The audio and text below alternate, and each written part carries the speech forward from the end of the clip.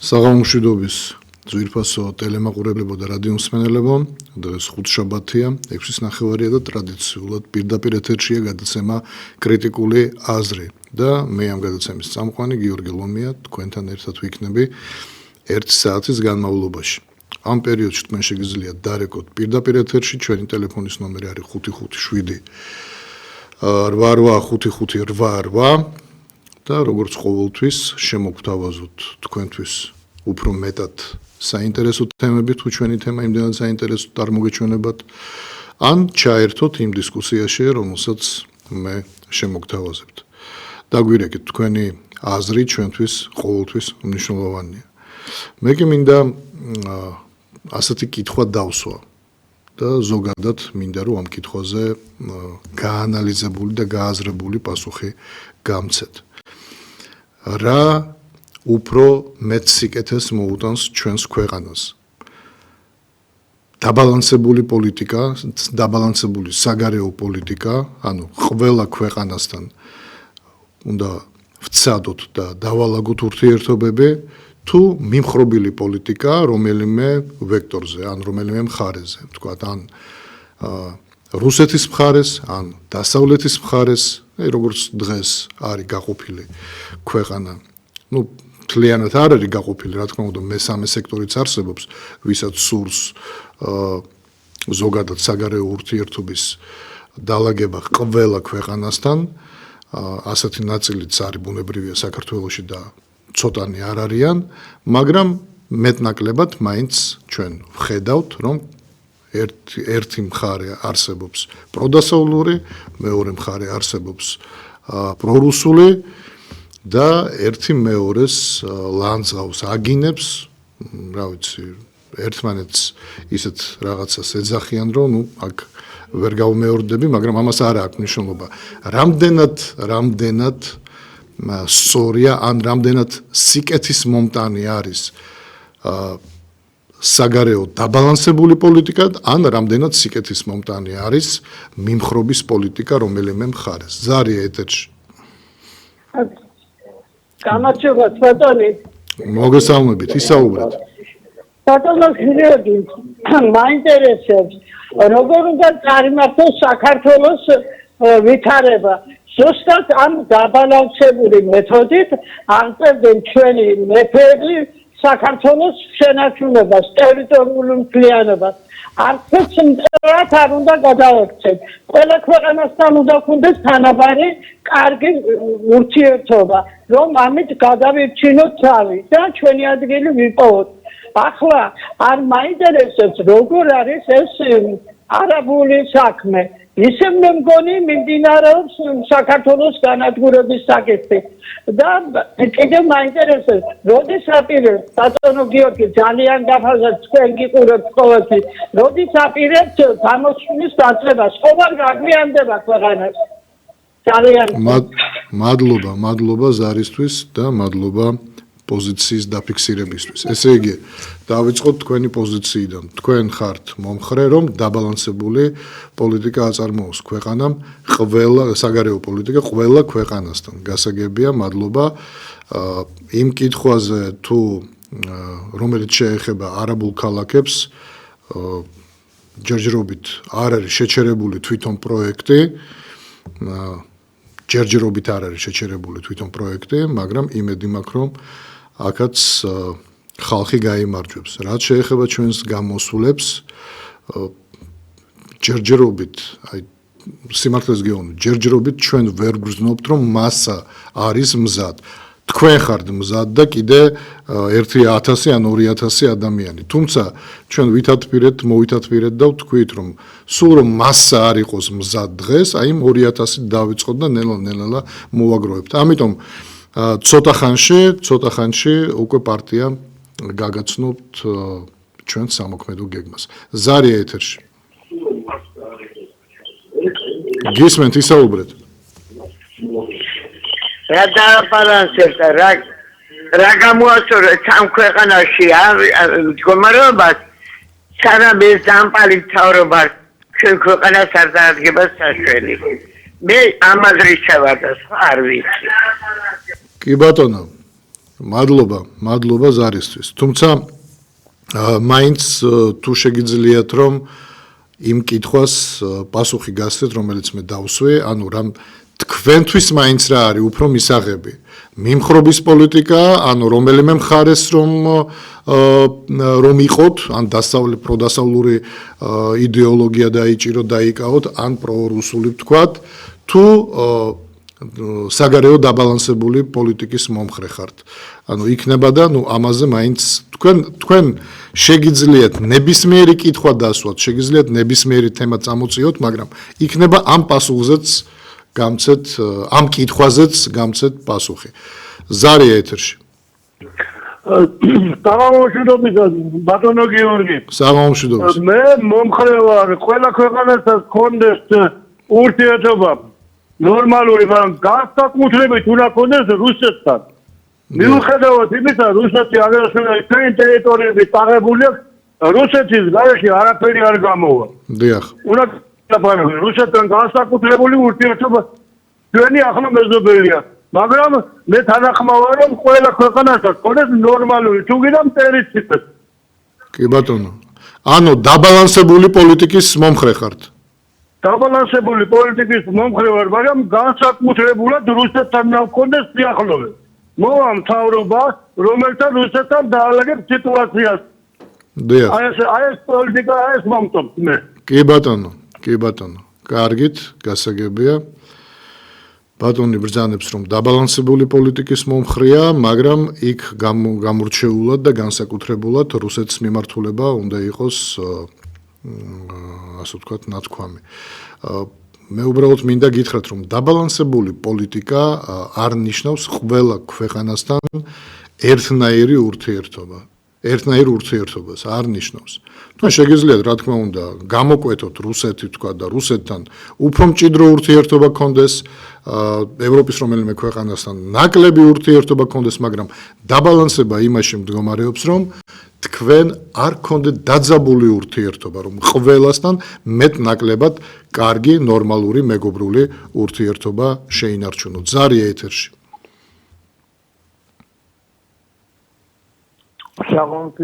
საღამომშვიდობის. გასაგებია და ის პოზიცია. გასაგებია. ჩემი ხარ კარგა ისმის? არა, ცუდად მესმის. ეხლა? ისაუბრეთ, რომ გავიგო. ვეცდები დაგაწინებარებო. გასაგებია რუსეთთან, მაგრამ ძალიან ძნელია. აი ეხლა დაგვიხოცეს ლები. Include what in Abkhazia Tigers, Philip Demota, Uapse, Solta, Adler, Gandra, Yeseri, Gampia, two Sakartolo is Monga. Ankela territory with Awards. I Robur Kelly with the Nikhari, Rota Kill, Rota Statement was enough. 4,000, Akazato, 4,000. Bombe Vitagare, Arab, Mekha, Policia, Miss with Mela. მირჩევია რომ მოკვდრობდე მაგათ შეურიგდე მე მაგათ ვირჩეურიგე ისაროს გინდა მაგათთან არა აი კარგად ვიყავით გასაგებია მადლობა ზარისთვის თუმცა შეიძლება ერთის მხრივ ემოციის დონეზე მე გავიგო ბატონის ნათქვამი მაგრამ არის მეორე მხარე ანუ დიპლომატია იმისათვის არსებობს და ზოგადად გამოიგონეს თავის დროზე რომ ზუსტად ისეთი თემები დაალაგდეს ქვეყნებს შორის როგორიც თქვათ პოსტ-ომის პერიოდი ზუსტად ის დაძაბულობა რომელიც შეიქმნა რაღაც კონკრეტული საკითხებიდან გამომდინარე და ასე შემდეგ თუ ჩვენ ბოლომდე მივყვებით იმ დაპირისპირებას რომელშიც შევედით თავის დროზე მაშინ დიპლომატია საერთოდ აზრს კარგავს ну არ არის საჭირო თუ ესე იგი თუ მეწყინა ბოლომდე ნაწყენი დავრჩები და ბოლომდე მტერი ვიქნები ან მტრად აგიქვავ და ასე შემდეგ მე არ მგონია რომ ეგ შეიძლება ორმა ადამიანმა გადაწყვიტოს და მთელი ცხოვრება ისე იცხოვრონ რომ ერთმანეთს მტრობდნენ მაგრამ ქვეყნებს შორის ასეთი ურთიერთობა ვის წაადგება ხო ისევ და ისევ ხალხი ზარალდება ზარია ეთერში რამდენიმე ხანში თქვენ შეძლებთ ზარია ეთერში გაითიშა გამიგეთ? ანუ იმ ბატონს მინდა უბრალოდ უთხრა. თქვენ შეიძლება ნაწყენი იყოთ რაღაცაზე, მაგრამ როდესაც თქვენ ჩამოთვალეთ ტუაფსელი, თქვათ ლესელიძე, სოჭა და ასე შემდეგ, მაშინ მოდით კიდე ისტორიას უფრო ცოტა ჩაუღრმავდეთ. რუსეთი რომ არა, დღეს საერთოდ საქართველოს რაინაზე იმეტყველებდა ქართველი ადამიანი და ზოგადად იარსებებდა თუ არა, ესეც საკითხავია, იმიტომ რომ ჩვენ არაერთხელ გაგვყეს შუაზე ირანმა და თურქეთმა და ბოლოს უკვე 1000 ბოლოს რა, როდესაც რუსეთი ჩაერია ჩვენს საკითხში, ეს იყო 1774 წელი და კუჩუ კაინარჯის ზავის შემდეგ უკვე ჩვენ ხარკს არ უხდიდით თურქებს, მერე უკვე გეორგიევსკი ტრაქტატი დაიდო და ბევრი ამას უარყოფითად აღიქვავს, თუმცა იქ არის საკითხები, ბუნებრივია, რომელიც შეიძლება ვიღაცას დღეს არ მოსწონდეს, მაგრამ ჩვენი მხრიდანაც იყო დარღვევები, მეგობრებო, ეს ერთი და მეორედ ზარი ეთერში და მე გავაგრძელებ. მე უბრალოდ ისტორიულ ფაბულას მინდა აოცდე და ზოგადად იმ რეალობაზე ვისაუბრო, მაგრამ თუ გინდათ ისტორიაზეც ვისაუბრო. ზარი ეთერში შემოუშვით. საღამოშვიდობის.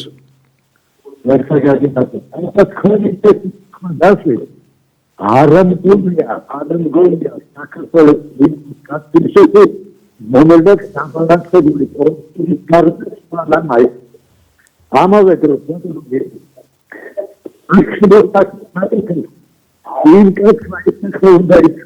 არაფერი არ მესმის, აი ვერაფერი ვერ გავიგე.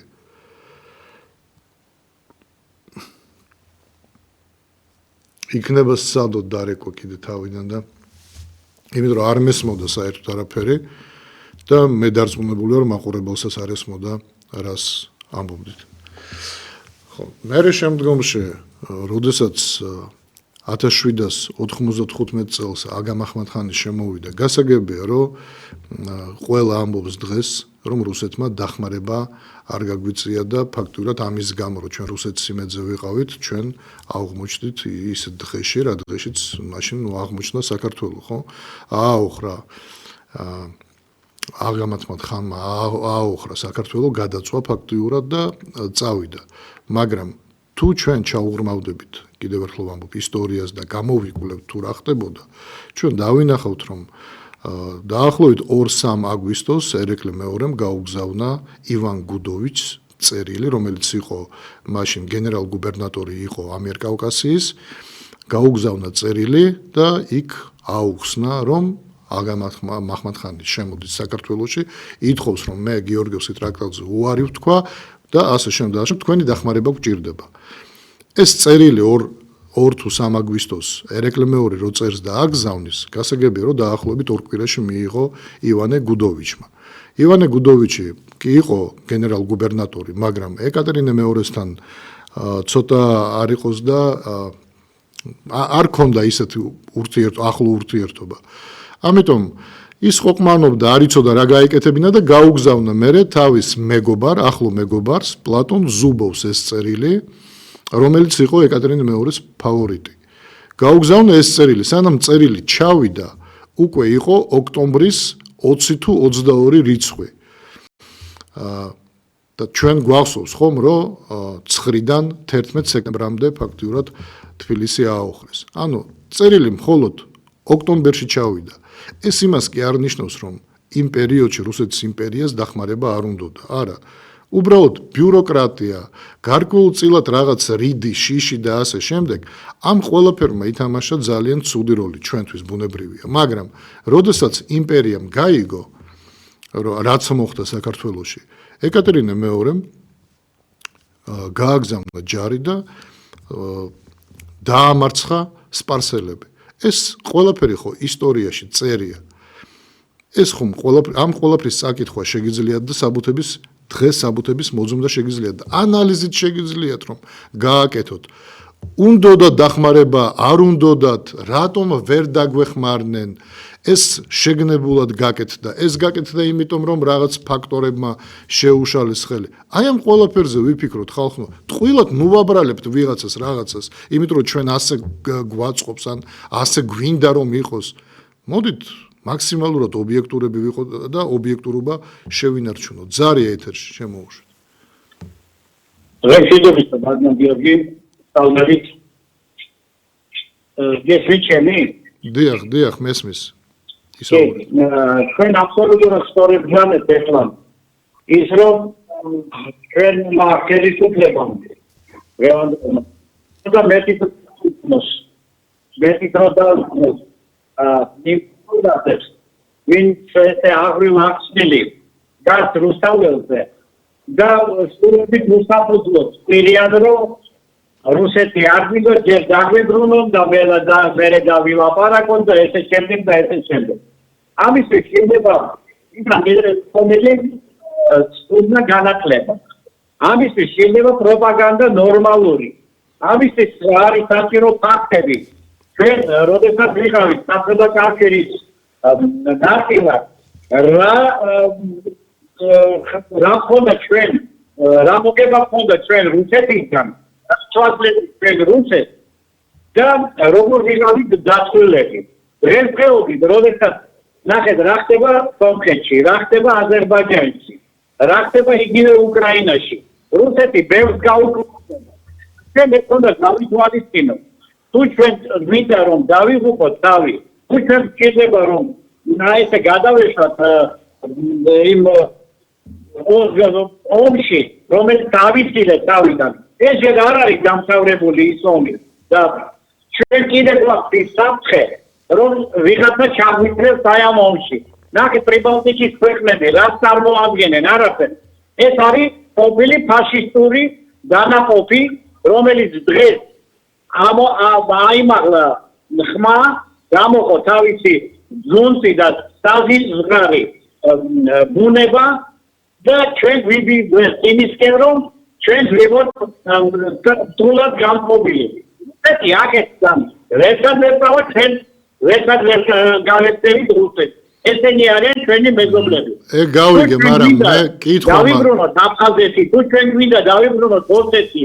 ამისთვის საჭირო არის რომ ჩვენ ვისწავლოთ მაგათი ენა, მაგათი თვისება, მაგათი კულტურა. ბატონო, შეიძლება კითხვა დაგისვათ. გიგენაცოლი. აი ორი კითხვა მაქვს თქვენთან. პირველი, თქვენ ემხრობით რომელ მიდგომას? ანუ საგარეო დაბალანსების პოლიტიკას თუ მიმხრობის პოლიტიკა, ანუ პრორუსული რო ვიყოთ, ან პროდასავლური რო ვიყოთ, აი ჯერ ამ კითხვაზე მიპასუხეთ. კი ბატონო, ჩვენ ვერ ვიქნებით ვერც პრორუსული, ვერც პროევროპული. ანუ საგარეო დაბალანსებული პოლიტიკა თქვენთვის მისაღებია. იცით როგორ, ჩვენ უნდა ეს საბალანსო ესაც არ არის სწორი. კი, ესაც არ არის სწორი. ჩვენ უნდა ჩვენთვის ჩვენ თავში გავერწიოთ, ჩვენ რა გვინდა. ჩვენ თუ ამას ვერ მივახცევთ, ჩვენ მოსახლეობასგან ჩვენ ვერ მივიღებთ. აი კონკრეტულად ვერავინ ვერაფერს ვერ ვიპასუხებთ, იმიტომ რომ ჩვენ საგვარელს 35 წელი. ბატონო ჩემო, ერთი წამით. დაბალანსებული პოლიტიკა არ ნიშნავს 50-50-ზე. დაბალანსებული პოლიტიკა ზუსტად გამომდინარეობს ქვეყნის ინტერესებიდან გამომდინარე და აბალანსებს იმ ურთიერთობას ყველა ქვეყანასთან თავისებურად. იმიტომ ქვია ამას დაბალანსების პოლიტიკა. კი ბატონო, მაშინ მე თქვენ დაგიბრუნებთ იგივე კითხვას და ცოტა სხვანაირად შემოbrunებთ აი ამ საკითხს. კი ბატონო.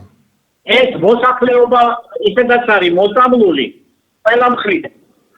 ეკონომიურად, პოლიტიკურად და სხვადასხვა ბიზნესების გამო. ეს ყველაფერი ეს პოლიტიკა უნდა აიღოს თავის თავზე ხელისუფლება და კაცრე ზონების გაატაროს ის სწორი პოლიტიკა, რომელიც მიგვიყვანს ჩვენ ნორმალურ აი ესეთ ურთიერთობას ყველა ქვეყანას. ეს ხელისუფლების პრიმარი. იმას კი არა რომ ის თქვა პეტრე პავლე და ესე შემდეგ გამოვა ქუჩაში და გაიცხებს კვირილს. ჩვენ ხელის მოწერები გქონდა, ჩვენ მოთხოვნები გქონდა. რა მივიღეთ ჩვენ? არაფერი, ნოლი. არა ბატონო ჩემო თქვენ ეს არის ხელისუფლების ჩვენ სხვადასხვა რამეზე ვსაუბრობთ რა შუაშია ხელისუფლება მე თქვენ ერთი წამით მე ხომ არ გეკითხებით როგორ მივახციოთ ამას რა გზით ვიაროთ მე თქვენ კონკრეტულად აი თქვენ პიროვნებას დაუსვი კითხვა თქვენ მე უნდა მიპასუხოთ ის კი არ უნდა მიპასუხოთ ხელისუფლების პრეროგატივაა ეს თუ ვისი ეგ ისეც ვიცით ყველა თქვენი გადასახედიდან თქვენთვის რა არის უფრო მისაღები? ჩემი აზრი ის არის, რომ ჩვენ უნდა პირველ რიგში დავახიდოთ ეს პირველ უნდა დავამყაროთ კი ბატონო იმ მეზობელთან ურთიერთობა, რომელიც ჩვენ დაგვიწავს და ეს არის რუსეთი. კეთილი, კარგი და მეორე კითხვა, რომელიც გითხარით რომ აქ თქვენთან რუსეთმა პირდაპირ რომ თქვას, რომ მე არ გიბრუნებთ არც ცხინვალს და არც სოხუმს. ამ შემთხვევაში რუსეთთან უნდა გაგრძელდეს ურთიერთობა თუ არა? უერთებლად უნდა გაგრძელდეს. ჯერ კი რუსეთი არ ამგონია, რომ ესეთი ხიშტი და უტვინო პოლიტიკოსები ხართ, ისინი არ სწავლენ ამაზე, ისინი აიღებენ time-out და იმათ უფრო გამოცდილი დიპლომატები ხართ, ვიდრე ჩვენ. ეს გასაგებია. დავიდეთ ყველა იმ გზით ვიაროთ, რომ საბოლოო ჯამში დავაბრუნებინოთ ოსეთის და აფხაზეთის. და ამის გზა არის ის, რომ უნდა აღდგეს რკინიგზა, რომელიც დაახლოვდება. ეს არის სახალხო დიპლომატია. მე რო ჩავალ იქ და მოვნახავ ჩემ ნათესავს, მე რო ჩავგანდებით იქ და მონახავ მაგასებს, აი ეს დაახლოებს იმას და თქვენ დღესაც შეგიძლიათ ჩახვიდეთ. დამხროვანე ერთმანეთი გაცვლა გამოსვლა გინდა სტუდენტების, გინდა სამედიცინო დახმარებით, გინდა ბატონო. თქვენ დღესაც შეგიძლიათ რომ ჩახვიდეთ. რა გიშლით ხელს? მე მისმის ხელს ის, რომ ყველაზე შეიძლება გამომაცხადონ ერის მოღალატედ. ვინ ამ ხელისუფლებამ? რა საკურველია? გინდა ამან და გინდა იმან. სოხუმში ჩვენ უნდა ჩავიდეთ. მე ვამობ სოხუმზე და ვამობ ცხინვალზე. გასაგებია. კარგით, მადლობა ზარისთვის. რუსეთმა აღიარა სოხუმი და ცხინვალი. ჯერ პრეცედენტი არ ყოფილა თქვათ რომ რუსეთს ეღიარებინა რომელიმე ტერიტორია, როგორც დამოუკიდებელი ტერიტორია და მერე უარი ეთქვა ამ დამოუკიდებლობაზე. თუმცა ყოველთვის ხდება რაღაც პირველად და იმედი ვიქონიოთ რომ რაღაცნაირად მივახცევთ.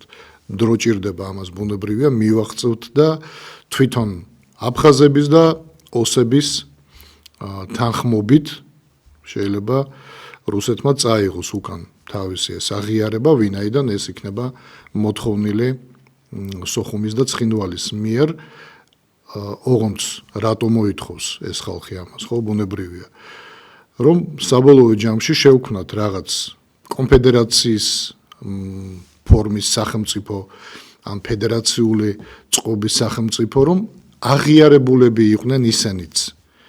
რომ არ იყვნენ იზოლაციაში, იმიტომ რომ მე ვიყავი 20 წელს სოხუმში და ასევე გამახსენდა ჩემი ბავშვობა, იმიტომ რომ ბავშვობაში მე თითქმის ყოველ ზაფხულს ჩავდიოდი სოხუმში დასასვენებლად 13 წლამდე და როგორიც მახსოვდა სოხუმი, ისეთი სოხუმი დამხვდა ეხლაც.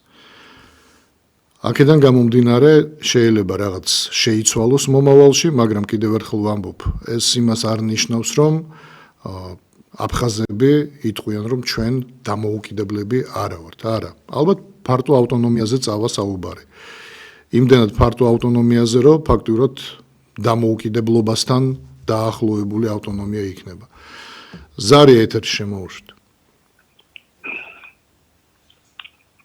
გისმენთ ისაუბრეთ. ალო, მოგესალმები, გიორგი. მოგესალმებით. მაინტერესებს თქვენი მოსაზრება იმასთან დაკავშირებით, რომ რამდენად საჭიროდ მიგაჩნიათ, რომ საზოგადოების გაერთიანებას, ერის გაერთიანებას საფუძვლად დაუდოთ ეროვნული იდეოლოგია.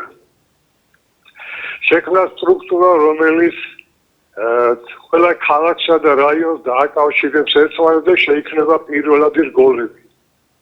Там ეროვნული იდეოლოგია საფუძვლად უნდა დაედოს ილია ჭავჭავაძის პოლიტიკური მოძღვრება. აი თქვენი შეფასება ამასთან დაკავშირებით. ძალიან საინტერესო შემოთავაზებაა და ზოგადად მე მივესალმები ასეთ გაერთიანებას, მაგრამ აქ საუბარი რაზეა? ჩვენ დღეს პრობლემა რასთან გვაქვს? გაყოფასთან. მე იმიტომ დავიწყე ეს გადაცემა ამ კითხვით, რომ საგარეო დაბალანსების პოლიტიკა უფრო მეტად მისაღებია ხალხისთვის თუ მიმხრობის პოლიტიკა, ან პროდასავლური, ან პრორუსული.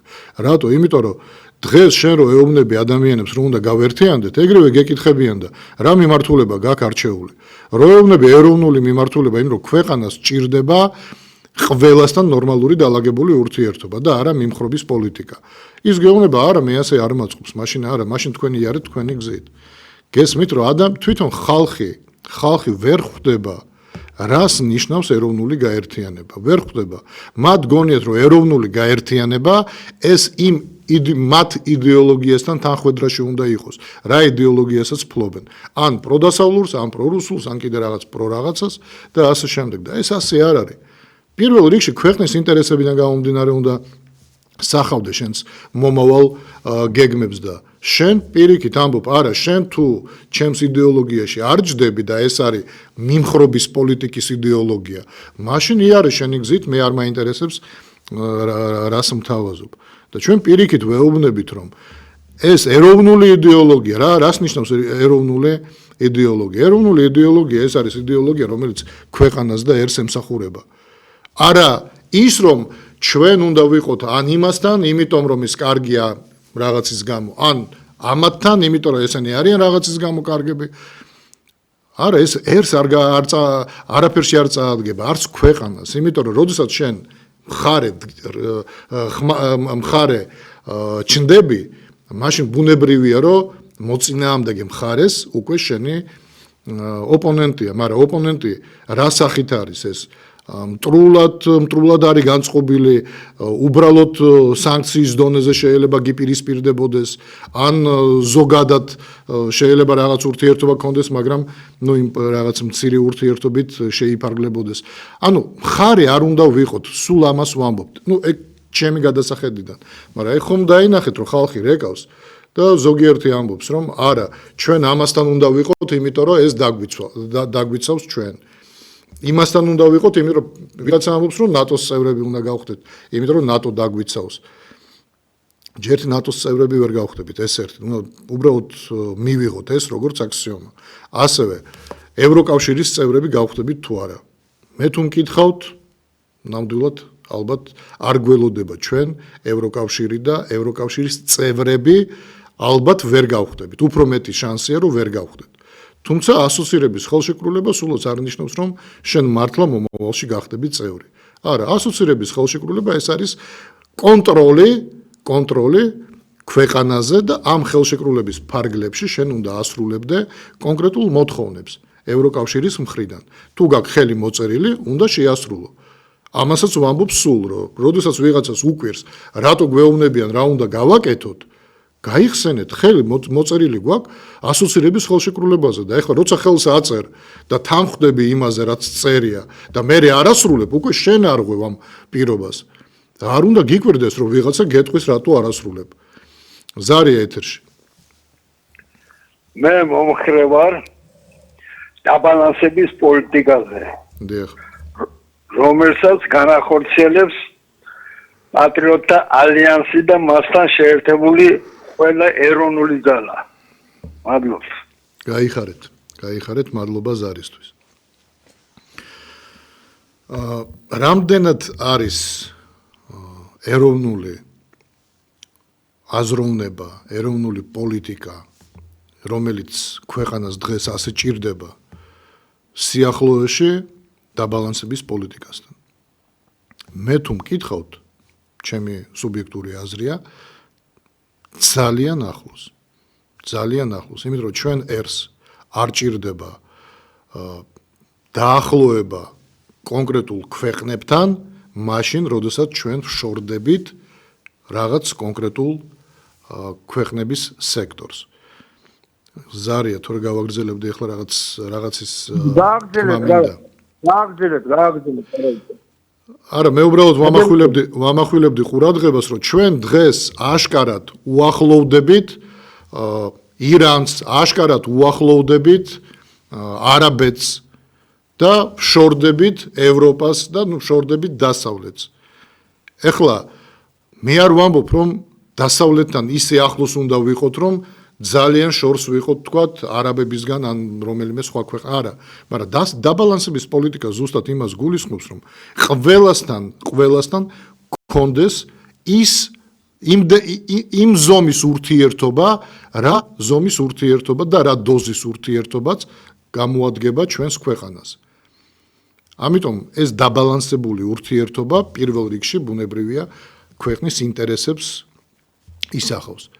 და როდესაც ჩვენ დღეს საერთოდ შევწყვიტეთ ურთიერთობა ფაქტიურად ევროპასთან, დასავლეთთან და დავიწყეთ დაახლოება არაბეთთან და ირანთან.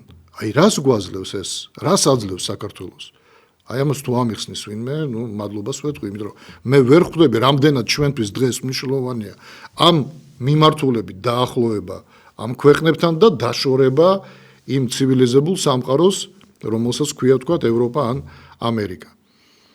რუსეთთან რომ ყოფილიყო ასეთი დაახლოება, კიდე ვიტყოდი, მაინც ეხლა მეზობელია და ზოგადად საუკუნოვანი და საუკუნეების მანძილზე ურთიერთობა გქონდა რუსეთთან. და ზოგიერთი ამბობს, რომ თქვათ რუსეთი დაგვიცავს. კარგი, აქ ლოგიკა არის ყველაფერი, მაგრამ რუსეთთან იმდენად დაახლოებას არ ცდილობენ, როგორც დაახლოებას ცდილობენ ირანთან, არაბეთთან, აი ეს ვერ გავიგე და იქნება ამიხსნას ვინ. ზარია ეთერში. ხო, ერთი რამე მინდა გითხრათ, შემოგარგო. რამდენიმე ორი კაცის შემოგარგო დამოვიდი ერთი კაცი. ახსენა, ისევ ოსეთი, რომელი ოსეთი? ძველი მიწა სამაჩაბლო, ქართული მიწა. ეგ ერთი. მეორე არავითარ შემთხვევაში რუსეთი აღარ დაგვიბრუნებს. იმ სახლებში, ქართველების სახლებში, ცხოვრობენ კაცის გულელები, ყაჩაღები, ყაბარდოელები, ჩეჩნები, ყაზაკები, საგრამიანის ნაბიჯვარი მებრძოლები, ქართველი ბიჭები სიკვდილობდალიენ და ასე შემდეგ. ვინ დაგიბრუნებს? ეგა ზღაპარიო შემოგარგო.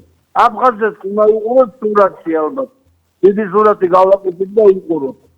და რაც შეეხება რა თქმა უნდა მე შენ გეთახმები თან მეგობრობა არის ძალიან სახიფათო ძალიან სახიფათო ვინ არაბები იყვნენ ვინ ირანელები ორთავე ტერორისტული ხალხია რაღაცა მეგობრობა არის შეუძლებელი და ცივილიზებულ სამყაროსთან მეგობრობა ყოველთვის აი კარგად განებეთ ანუ თქვენ არ გახვიდეთ არა არ გავალ თქვენ დაბალანსების პოლიტიკის მომხრე ხართ იყოს ასე რა იყოს იმათი ვაგზა არა ვაგზას ვერ ხედავ გასაგებია კარგით მადლობა ზარისთვის კი ბატონო ანუ აქ მე აფხაზეთზე რო ვისაუბრე იმიტომ რომ ბატონმა დარეკა და თქვა რომ აი ჩვენ უნდა ვიყოთ კარგად იმასთან და ის დაგვიბრუნებს და რაღაც მე იმიტომ მოვიყვანე რამოდენიმე მაგალითი რომელიც პრინციპში შეიძლება რომ განვითარდეს ანუ ის იმ სცენარით განვითარდეს ყველაფერი რაზედაც მე ვისაუბრე შეიძლება თუმცა ისიც თქვი რომ ფაქტურად მე არ მახსოვს ასეთ პრეცედენტი მაგრამ ყველაფერი ოდესღაც პირველად იწყება და იმედი ვიქონიოთ რომ შეიძლება ასეთი რამე მოხდეს თუმცა ყოველთვის არსებობს ისეთი საკითხები რომელიც იმდენად მნიშვნელოვანი შეიძლება აღმოჩნდეს ვთქვათ რუსეთისთვის რომლის შესრულებაც ჩვენ შეგვიძლია რომ ამ შემთხვევაში მოხდეს გაცვლა, საკითხების გაცვლა მოხდეს. თუმცა კიდევ ერთხელ ვიმეორებ, ეს როგორც შეიძლება რომ მოხდეს, ასევე არ შეიძლება რომ არც მოხდეს. ჩვენ ვმარჩიელობთ ფაქტიურად და გვინდა რომ ასე იყოს. მაგრამ რა თქმა უნდა, ყველაფერი იმაზეა დამოკიდებული იმ კონკრეტულ მომენტში. რუსეთი რა ხასიათზე იქნება, რა საჭიროება ექნება რუსეთს საქართველოში და ხელისუფლებაში შეიძლება აღმოჩნდეს პოლიტიკური ძალა, რომელიც თქვა თითქოს, რომ არა, წარსულში ბევრი შეცდომა იყო დაშვებული და ეს შეცდომები უნდა გამოვასწოროთ. შეიძლება არც იყოს ასეთი, არც შეიცვალოს ამ კუთხით ხელისუფლება და ვინც ახალი მოვა ხელისუფლებაში, გაატაროს იგივე პოლიტიკა. ამიტომ მოდით ჯერჯერობით შევეშვათ ამ თემას, იმიტომ რომ ჩვენ შეგვიძლია ამაზე საათობით ვისაუბროთ და მაინც ვერ მივიდეთ ბოლომდე. ამიტომ შევეშვათ დროებით ამ თემას და იმ თემას დაუბრუნდეთ, რომელიც დღეს უფრო მნიშვნელოვანია. ანუ რომელ პოლიტიკას უფრო ემხრობით თქვენ? საგარეო დაბალანსების პოლიტიკა თუ საგარეო მიმხრობის პოლიტიკას რომელიმე მხარეს, ან დასავლეთი, ან თქვათ რუსეთი, ან რომელიმე სხვა ქვეყანა. ზარია ეთერში. ალო? დიახ, გისმენთ. მოგესალმებით, ბატონო გიორგი. მოგესალმებით. ურთულესი პერიოდია ახლა მსოფლიოს უდგას და ძველი მეთოდებით ეთყობა არ გამოვა ეს მომენტი რა გამოსწრება მაგისი. ჩვენი რაიმე ახალი უნდა მოვიგონოთ და არსებობს მაგის მცდელობას და გარკვეული ისიც არის ნაშრომები მაგასთან დაკავშირებით და აი მოკლედ გეტყვით რომ აი ასეთი იდეა მთავარი მაგისი რა არის რომ ადამიანი ყველგან და ყოველთვის უნდა იმყოფებოდეს რომელიმე ოჯახში. ეს ოჯახია გენეტიკური შრომითი და მენტალური ოჯახი. აი ამ სისტემაზე თუ გადავა მსოფლიო კაცობრიობა საერთოდ რა მაშინ შეიძლება კიდევ რა სტაბილური შედეგი მივიღოთ თუ არა საერთოდ ურთულესი პერიოდია როგორც მოგახსენეთ. თუ გაინტერესებთ და დაინტერესდებით მე დიდი სიამოვნებით გაგაცნობთ ამას და დავიზიარებ თქვენს ნებისმიერ შენიშვნას და როგორ მოახერხო და როგორ მოვიტანო თქვენამდე ეს აზრი.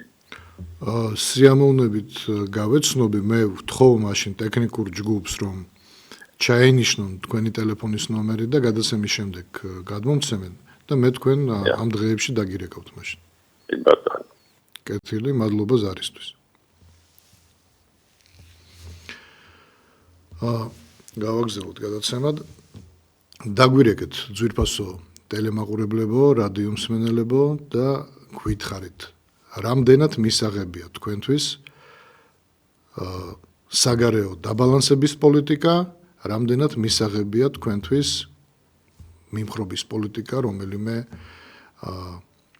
ძალთა შორის, ან პროდასავლური, ან პრორუსული, შეიძლება პროჩინურიც იყოს, ჩვენ ვიცით რომ აჭარაში პროთურქული ძალებიც არიან და საინტერესოა თქვენი აზრი, რამდენად მისაღებია თქვენთვის რომელიმე ფორმა ამ ურთიერთობის, რომელი ფორმაა თქვენთვის უფრო მისაღები ამ ურთიერთობის საგარეო ფლანგზე.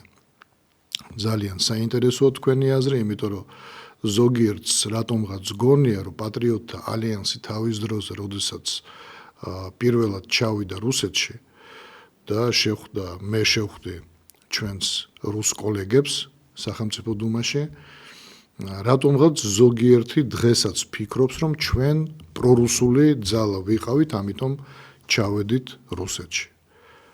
უბრალოდ იმ პერიოდში რუსეთზე საერთოდ არავინ არ ლაპარაკობდა, ტაბუ დადებული თემა იყო. და როდესაც პატრიოტთა ალიანსმა ზუსტად წამოწია ეს თემა და თქვა, რომ რუსეთთან აუცილებელია ურთიერთობა და აუცილებელია დიალოგი, ყველამ აღიქვა ეს ყველაფერი როგორც პრორუსული ძალის მიერ ნათქვამი. როცა ეს პრორუსული ძალის მიერ ნათქვამი კი არ იყო, ეს ეროვნული ძალის ნათქვამი იყო, რომ ჩვენს ეროვნულ პოლიტიკას, ჩვენს სახელმწიფოს ჭირდება ურთიერთობა ყველასთან, ყველა ქვეყანასთან და ბუნებრივია რუსეთთანაც.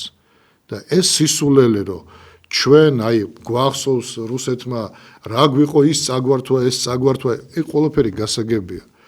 მაგრამ კიდევ ერთხელ გავმეორდები, რომ დიპლომატია იმიტომ მოიგონეს თავის დროზე, რომ ზუსტად ასეთი კონფლიქტები მოეგვარებინა ამ დიპლომატიას. წინააღმდეგ შემთხვევაში დიპლომატია აზრს კარგავს.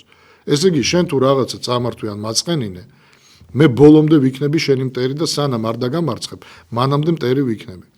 და ეს მთელი ცხოვრება შეიძლება იცხოვროს ორმა ადამიანმა, რომელიც ერთმანეთს მტრობს, მაგრამ მთელი ცხოვრება ასე თუ სახელმწიფოები იცხოვრებენ, ვინ დაზარალდება? დაზარალდება ხალხი. ბუნებრივია, რომელიც ასე არ ფიქრობს, რომელიც ერთხელ მოდის ამ ქვეყანაზე და კვდება ისე, რომ მუდმივ დაპირისპირებაშია ვიღაცასთან, მუდმივ დაპირისპირებაშია ქვეყანა. და ვერ ამოისუნთქა ვერც ხალხმა, ვერც ქვეყანამ. უბრალოდ ელიტა შოულობს ფულს, ისვენებს სადღაც კუნძულებზე, ელიტა საერთოდ არ აწუხებს ეს სიდუხჭირე, რომელზედაც ჩვენ ახლა ვსაუბრობთ და ზარალდება ჩვეულებრივი ხალხი, ქვეყანა და ხალხი. მორჩა, ამიტომ ასეთ პრობლემას რო ავწდეთ, ბუნებრივია ჩვენ უნდა დავალაგოთ ურთიერთობა ყველასთან. ოღონდ იმ დოზით, რა დოზითაც ეს ჭირდება ჩვენს ქვეყანას. ზარია ეთერში. ალო, დიახ, გისმენთ. კარგად ისმის ბატონო გიორგი. დიახ, კარგად ისმის. დიახ, კარგად ისმის. მოგესალმებით. მოგესალმებით. ბატონო გიორგი, აი დღევანდელ გადაცემაზე მე მინდა ჩემი ხედვა გაგაცნოთ და ძალიან თხოვ ტექნიკურ ჯგუფს ცოტა ზოგადად რო არ მოუყურეთ თქვა მინდა ვერ გაიგებთ ვერც თქვენ და ვერც ტელემაყურებელი და ძალიან თხოვთ არ გამომირთონ. ბატონო გიორგი, აი ზოგს ვეთანხმები ტელემაყურებლებისაც ზოგს არ ვეთანხმები და მე მინდა ჩემი გაგაცნოთ. მაშინ როდესაც გაიშალა საბჭოთა კავშირი, თქვენ გახსოვთ კარგად, ერთადერთი რესპუბლიკა იყო ბელარუსი, დანარჩენმა თითქმის ყველამ ზურგი შეაქცია რუსეთს. მეტნაკლებად, ზოგმა ძალიან აგრესიულად, ზოგმა ნაკლებად აგრესიულად, მაგრამ ერთადერთი იყო ბელარუსი, რომელიც მიემხრო რუსეთს. და ზოგადად მინდა შევახსნო ტელემაყურებლებს და ყველას, აი ბელარუსმა ამით რა დაკარგა? ბელარუსში განვითარებული ინფრასტრუქტურა, განათებული ქუჩები, იდეალურად გასუფთავებული ქუჩები, ქარხნები ყველაფერი მუშაობს, დღესაც უშვებენ იქ ტრაქტორებს და რაღაცებს კონკურენტულ არიან და შევადაროთ საქართველოს ტერიტორია დაკარგული, ფაბრიკა ქარხნები დანგრეული, რომელიც ჯართად ჩაბარდა, მუდამ ყვეროდით ნატოს ძახილს და ევროკავშირს ჰაერში, მივემხეთ მარტო ერთადერთ ყოფილ საბჭოთა კავშირის რესპუბლიკას უკრაინას, მათთან მეგობრობა, მე ყველასთან მინდა მეგობრობა, მაგრამ იქ როგორ შეგვიფასეს წყალებში რა უქნეს ჩვენს კარგად იცით ჩემზე უკეთესად და რა წააგო ამით ბელარუსმა და რა მოიგო საქართველოს ამ ნატოს ყვირილის და ევროკავშირის ყვირილის, ან რა მოიგო უკრაინამ, რა მდგომარეობაშია უკრაინა და საქართველოს, ხელმა საქართველოს მიცის ძალიან კარგად. და აი ამიხსენით მე არც გაგიბრაზდებით, არც გაგებუტებით, ეს ხედვა რატო იქნებოდა ცუდი, თქვენ ამიხსენით მე როგორც ერთ-ერთი რიგითი მოქალაქე ავირჩევდი ბელარუსის გზას, რომელიც ჩვენთვის იქნებოდა ალბათ ძალიან სასიკეთო. აი მე მოკლედ ვთქვი რა მდგომარეობაშია. ერთ დროს იქაც იყო თქვენ კარგად მოგეხსენებათ, ევროპელი მაურიეს იქ მოსახლეობას აზროვნება და იყო რაღაც ნაღდებობები, მაგრამ ყველაფერი დასრულდა ლუკაშენკოს მმართველობის გამარჯვებით. არ გახვიდეთ ეთერიდან. მე მახსოვს კარგად, ბატონო გიორგი, ლუკაშენკო ჩვენ გვეხეთებოდა მუხლებზე დავდგებიო, ოღონდ დსთ-ში შემოდითო. ამით ლუკაშენკო კი არ მოიგებდა, გამოდის ჩვენ უფრო ვეხეირებდით, ვიდრე ახლა ვართ იმ მდგომარეობაში და ძალიან გთხოვთ ამიხსნათ რატო იქნებოდა ჩვენთვის ეს ხედვა ვიდრე ის, რაც გზაბნეულები ვჩანვართ ხან იქით ვარ, ხან აქეთ და ჯამში არსად არა ვარ და არავინ მოყარე არ აკავს, ფერი უფრო ყავს, ვიდრე მოყარე და მე ახლა მაპატიეთ რომ მე ვერ გამოვთქვი ეს დიპლომატიურ ენაზე. მე მგონი ბატონო გიორგი თქვენ ხვდებით მე საიდან რეკავ მე მგონი ხმაზე მიცნობთ არ მინდა ამის გაშიფრა მუდმივად შეიძლება აქ რამე პრობლემა შემექმნას მე მივხვდი საიდანაც მე მგონი თქვენ მიცნობთ მე მივხვდი კი საიდანაც რეკავთ მე მგონი მარტო მე კი არა მაყურებელიც მიხვდა საიდან რეკავთ და ხმაზეც ბუნებრივია ხო კეთილი კარგით მე უბრალოდ ერთი რამე ვერ გავიგე რატომ მისვავთ კითხვას რომ მე თქვენ აგიხსნათ რატო იქნებოდა ეს ცუდი ჩვენთვის რატო იქნებოდა ეს სუდი ჩვენთვის მე არასოდეს არ მithქვამს რომ ეს სუდი იქნებოდა ჩვენთვის ამიტომ მე რატო მისვავთ ამ კითხვას ეს ერთი მეორედ მე მაშინ ისეც უნდა ვთქვა რომ ბელორუსის დღეს ბელორუსია როგორც ცხოვრობს ეს მხოლოდ იმის დამსახურება კი არ არის თავის დროზე რომ ის ვითომ და დარჩა რუსეთთან ახლოს არა ეს მოდით პირდაპირ ვთქვათ ეს იმის დამსახურებაც არის რომ ბელორუსიამ არ გაყიდა თავისი არც ქარხნები არც მიწები არ გაასხვისა და თუ ვინმე შემოუშვა ინვესტორი ეგრეთ წოდებული იმან ააშენა ახალი ქარხანა იმან შემოიტანა ახალი ინვესტიციები და ძველი რაც იყო აშენებული არც ერთი არ დანგრეულა და ჯართის ფასად არ გაყიდულა აი ამასაც მიაქციეთ ყურადღება თქვენ თუ კარგად იცით ბელორუსიის ზოგადად ცხოვრება თქვენ ეს უნდა იცოდეთ რომ ლუკაშენკომ შეინარჩუნა ყველა ქარხანა ყველა ფაბრიკა არც ერთი არ გაყიდა და როგორც ჩვენთან დღეს ჩვევიათ რომ კერძო სექტორს უნდა მივყიდოთ იმიტომ რომ აბა ნუ კაპიტალიზმის გზა ეს არის არა მან ყველაფერი დარჩა სახელმწიფოს მფლობელობაში და ეს აძლიერებს ქვეყანას ბუნებრივია ყოველთვის. დღეს პენსია ბელორუსიაში არის $350. ეს საშუალო პენსია. ეხლა გაითი შემაყურებელი? მე მგონია დიალოგი გვაქვს. მაგრამ მონოლოგის რეჟიმში ვარ. კარგი, კეთილი. ამიტომ კარგი იქნებოდა თუ ცუდი იქნებოდა ჩვენი ქვეყნისთვის. რა თქმა უნდა, გარკვეულწილად, უпросторат მე ვთვლი რომ ცუდი არ იქნებოდა. ოღონდ ცუდი არ იქნებოდა თუ ჩვენ კიდევ ერთხელ ვამბობ, ჩვენ ასევე გავაგრძელებდით ურთიერთობას ყველა დანარჩენ ქვეყანასთან. რაც შეეხება საქართველოს პოზიციას, საქართველოს შეეძლო რომ ყოფილიყო უფრო ესე ვთქვათ ხარისხიან პოზიციაზე მიუხედავად იმისა რომ DST-ს წევრები არა ვართ თქვა და ODKB-ს წევრებიც არა ვართ შეგვეძლო ყოფილიყავით უფრო ძლიერად ეკონომიკურადაც ჩვენ ჯართის ფასად თავის დროზე არ უნდა გაგვეყიდა ისეთი ქარხნები რა ქარხნები დაიშალა შოკოლადის ქარხანა ცენტროლიტის ქარხანა ანუ აბჭალაში რომელიც იყო ამხელა ქარხანა ძალიან ბევრი ქარხანა დაიშალა და თურქეთში ჯართის ფასად დაზგები კი არ გაიყიდა, დაზგები გადახერხეს და მართლა ჯართად გაყიდეს. აი წარმოედგინეთ. ის რასაც საბჭოთა კავშირი ამდენი წლის განმავლობაში აშენებდა და აგროვებდა საქართველოში. ჩვენ უბრალოდ დავხერხეთ და ჯართის ფასად გაუშვით თურქეთში. რა მოიგო ქვეყანა, ვინ მოიგო? მხოლოდ ჯართის ჩამბარებელმა. იმან მოიგო, მაგრამ ქვეყანამ რა მოიგო?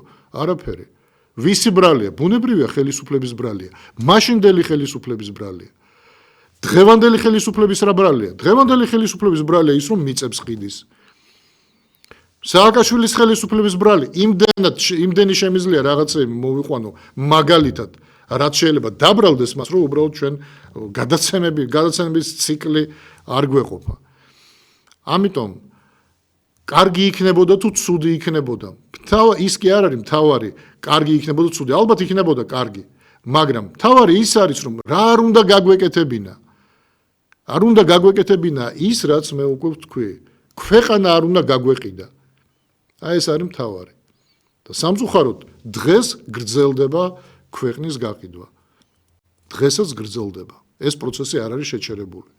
და ყველაფერი უნდა გავაკეთოთ იმისათვის, რომ ერთხელ და სამუდამოდ ეს პროცესი შევაჩეროთ და კონსტიტუციური გზით ალბათ მოხდება ისე, რომ შეიქმნება კოალიციური მთავრობა, რომელიც კონსტიტუციური უმრავლესობით იქნება და კონსტიტუციაში კიდევ ერთი ჩანაწერი შევა ალბათ, რომ რა ვიცი, სასიკვდილო დაჟჯა იმას, ვინც ერთ გოჯამიწას გაყიდის უცხოელზე. არ ვიცი მე ახლა სხვანაირად როგორ შეიძლება შევაჩეროთ კიდე ეს პროცესი. კეთილი, კარგით. ჩვენი დრო ამოიწურა. მე თქვენ გემშვიდობებით, მადლობა რომ რეკავთ, მადლობა რომ ხართ ჩვენთან. მე თქვენ შეგხვდებით ორშაბათს, ვიქნებით თქვენთან ერთად 8:30-დან 10:30-მდე. კარგად ბრძანდებოდეთ.